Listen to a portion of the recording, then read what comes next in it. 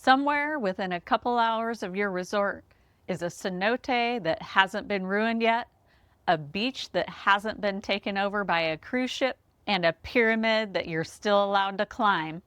And most people fly home from Cancun and never see any of it. I found 5 Cancun excursions that are actually worth leaving your resort for.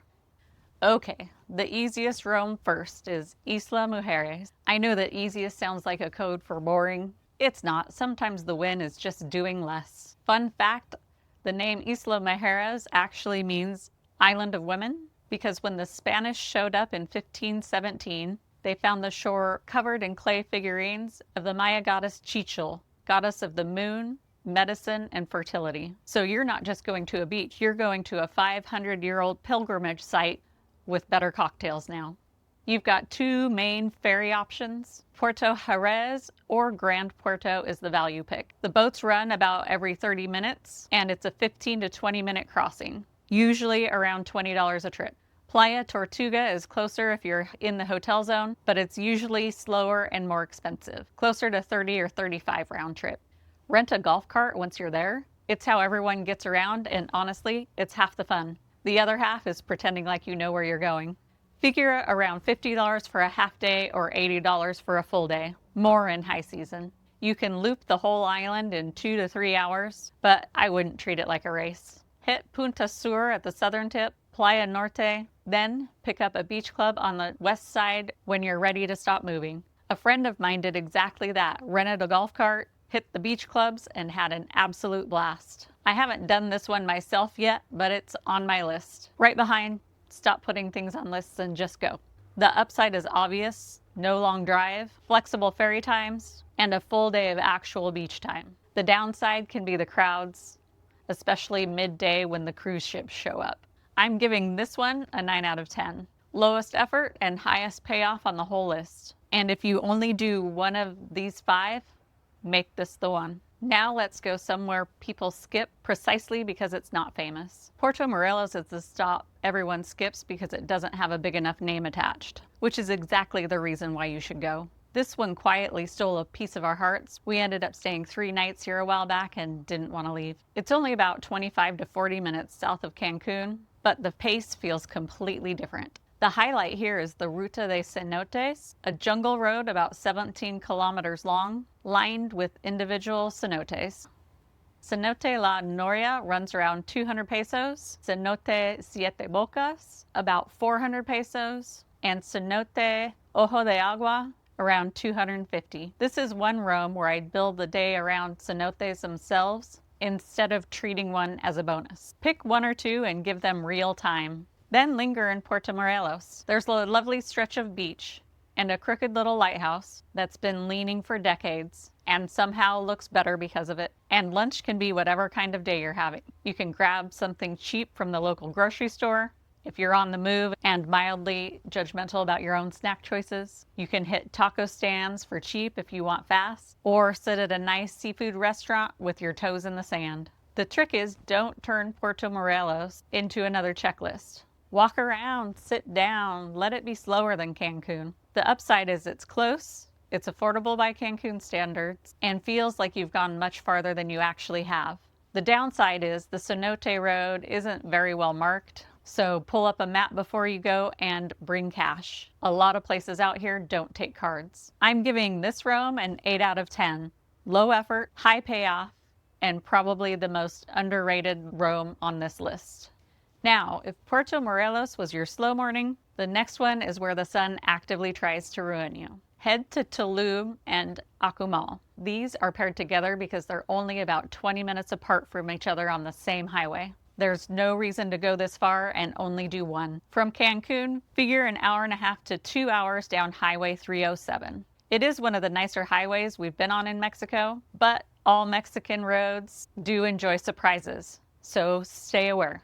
I don't know if you've noticed, but Tulum has a reputation problem, and everyone complains online that it's gotten overrun. Yeah, it has, but the ruins are still worth it if you go early and treat the crowds like a competitive sport you intend to win. Bring water, sunscreen, and possibly a hat.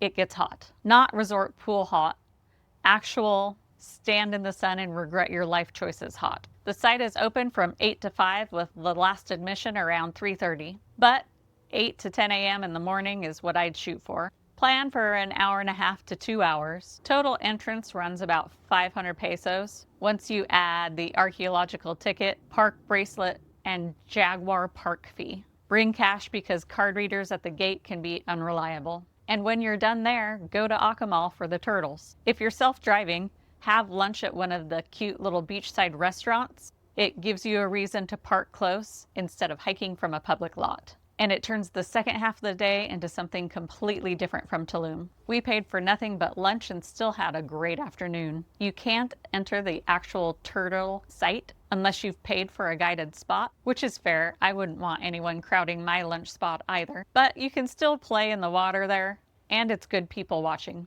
Everyone there is either thrilled about seeing a turtle or mildly freaked out by them. The upside is you're getting two completely different experiences in one day. Ruins and wildlife. The downside is Tulum fills up fast after 10, and Akumal's turtle zone is more regulated than most people expect. I'm giving this one a 9 out of 10. This pairing does a lot of work, and honestly, it's the one that'll look best on your camera roll. Quick break. If you want more tips like this before you book anything, I've created a free guide called How to Stop Ruining Your Own Vacation. It's full of the habits I've developed over the years to help me spend less, stress less, and experience more. The link is in the description below, or you can go to KarenRoams.com after you're done watching this video and grab that free guide there. Roam number 4 is Holbox, and this one asks a little more of you. Here's a fun bit of irony. Holbox means black hole in Maya, named for the dark, nutrient-rich water in the mangroves nearby, which is funny because the island itself is about as far from a black hole as you can get. Soft sand, pastel buildings, and boho beach bars. If this sounds like your personality type, you're gonna have a moment here. It's about a 2.5 hour drive to the ferry dock at Chiquila, then another 20 to 30 minutes by boat.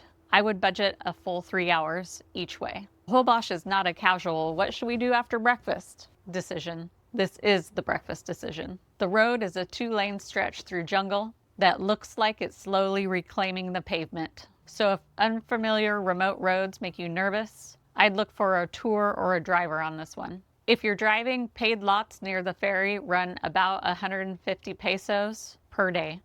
Once you're across, golf carts are the main way to get around the island, around $30 an hour up to $100 for a day, with fuel included. E-bikes are starting to show up too.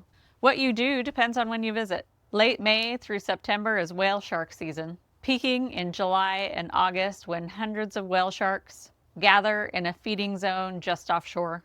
You'll need a certified guide for this. Outside of this, look for a bioluminescence tour. The lagoon can glow blue-green when the water is disturbed, and tours usually run after dark. But don't feel like Holbox has to be an activity day. This is one of those places where wandering the sand streets, finding a restaurant, and spending too long at a gorgeous beach is a perfectly legitimate itinerary. The upside is that Holbox feels worlds away from Cancun. No cars on the streets, a much slower pace, and one of the prettiest little towns on the list. The downside is the travel time. Don't squeeze this one in because you feel like you're supposed to. I'm giving it an 8 out of 10. Worth it, but only if you're willing to give the journey the time it needs. And the last room I have here is the longest to reach, but I saved it for the last because it has the biggest payoff. Ek Balam, then Valladolid. I would do them in that order. Ek Balam first, then Valladolid on the way back. The 180D toll road from Cancun runs about an hour and 45 minutes to 2 hours, with the tolls being around 427 pesos each way. You can take the free highway, but it adds close to an hour. You could also consider taking the Tren Maya to Valladolid, roughly an hour and a half, but then you'd still need an Uber or a taxi to get out to the actual site. And here's why I'd choose Ek Balam over Chichen Itza. And I know this is a hot take. It's closer to Cancun. It gets way fewer crowds. You're not saving much money. It's still around 500 pesos to get in. What you're saving is your sanity. And the real reason to go is you can still climb to the top. Ek Balam is the only major pyramid in the Yucatan where climbing it is still allowed. And at 43 meters, it's taller than Chichen Itza's El Castillo On a clear day, you can actually see Chichen Itza's temples from the top, about 35 miles away. So you can look at the crowded version from a distance and feel smug about it. And here's one of the things I love about it. It isn't fully excavated. A lot of the grassy hills you see around aren't hills. They're former pyramids that have been eaten by the jungle. It's open 8 to 5. Bring cash. There's no ATM nearby and no online booking. Then, after a morning spent at Ek Balam, head to Valladolid. This is where I'd slow the day back down. Cenote Zaki is just a few blocks from the main plaza and makes an easy add-on. But unlike in Puerto Morelos, the Cenote is a side quest here, not the star. I would spend time in town instead. Start at the Cathedral San Estacio on the main plaza. Then walk Caldaza de los Frailes out toward Convento de San Bernardino de Siena. And don't rush this walk, even though Google says it takes 15 to 20 minutes. This is the part where you look in the cute little shops, stop for something cold, and remember you're not being graded on attractions per hour. This is also where I would stop to find a restaurant that serves conchinitas pibil. It's a Yucatanian specialty and chef's kiss. It is amazing. The convent runs a free light and sound show after dark around 8 or 9, depending on the season. So you can build the evening around that before heading back. The upside is this is the most complete day on the list. History you can actually touch, a colonial town with great food, and none of the crowds at the famous sites. The downside is it's your longest travel day. So don't put it after the night that you decided margaritas were a personality trait. I'm giving this one a 9 out of 10. It's a long day, but it's the best one. And by the time you get back, you'll be the annoying friend correcting people about pyramids. So that's 5 roams, ranked by how much payoff you get for the hassle of leaving the resort, from the easiest ferry day to the longest run into the Yucatan. And every one of these comes with the part the highlight reels leave out: how to actually get there, what it costs, how long it takes, and whether I'd spend my own vacation day doing it. Still think staying poolside is the move? I didn't think so. And if it's your first time visiting Cancun, check out my first timers guide right here. And one last thing before you go. If this video helped you out, hit like and subscribe. It really helps more people find the channel, and I've got lots more videos like this one coming for you. I'm also launching a newsletter soon with even more of these tips. So if you want in, head to KarenRoams.com to sign up. Thanks for watching, Roamies. Now go get lost on purpose.